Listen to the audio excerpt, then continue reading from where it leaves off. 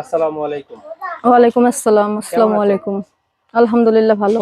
আপনি ভালো আছেন? আলহামদুলিল্লাহ। কি নাম, কোথা থেকে আসছেন? আমার নাম মোসাম্মদ জেসমিন আক্তার। আমি গাজীপুর থেকে আসছি। গাজীপুর থেকে। জি।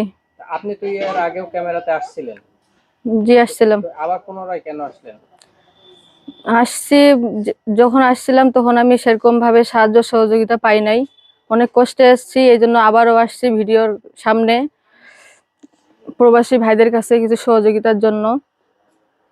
আচ্ছা, তো এই প্রবাসী ভাইরা সহযোগিতা করবে ভালো কথা, কিন্তু আসলে আপনার মূল বিষয়টা কি নিয়ে, এগুলো একটু প্রবাসী ভাইরা শুনবে, আপনি একটু বলেন। আমার একটা ছেলে আছে 6 বছর বয়স।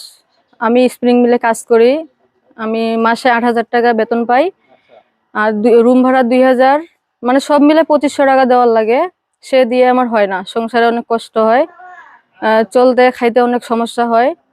8,000 টাকা দিয়ে তো এখনকার যে বাজারের মূল্য বা অনেক কিছুর দাম বেশি, তাই 8,000 টাকা দিয়ে আমার হয় না।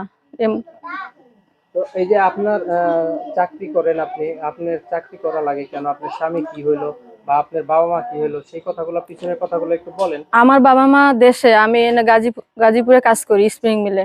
আমরা 4 বোন, আমার ভাই নাই। আর আমার স্বামী অনেক আগে চলে গেছে, যখন আমার ছেলের বয়স 3 বছর। তখন থেকে আমি গাজীপুরে স্প্রিং মিলে কাজ করে খাই। চলে গেছে বলতে কি বোঝাইছেন? মানে আপনার স্বামী যে চলে গেছে, এই চলে যাওয়াটা কি বুঝাইছেন? মারা গেছে বা ডিভোর্স দিয়ে চলে গেছে, না কোনটা? জি, ডিভোর্স হয়ে গেছে। ডিভোর্স হয়ে গেছে। জি। কেন ডিভোর্সটা হলো, কি কারণ? কারণ হচ্ছে সে অলস, কাজ করতে চায় না, আর সংসারে অনেক ঝামেলা বাঁধায়, সেজন্য আমি ডিভোর্স দিয়ে দিছি। কাজ করতো না, জি। এই জন্য আপনি ডিভোর্স দিয়ে দিছেন? জি।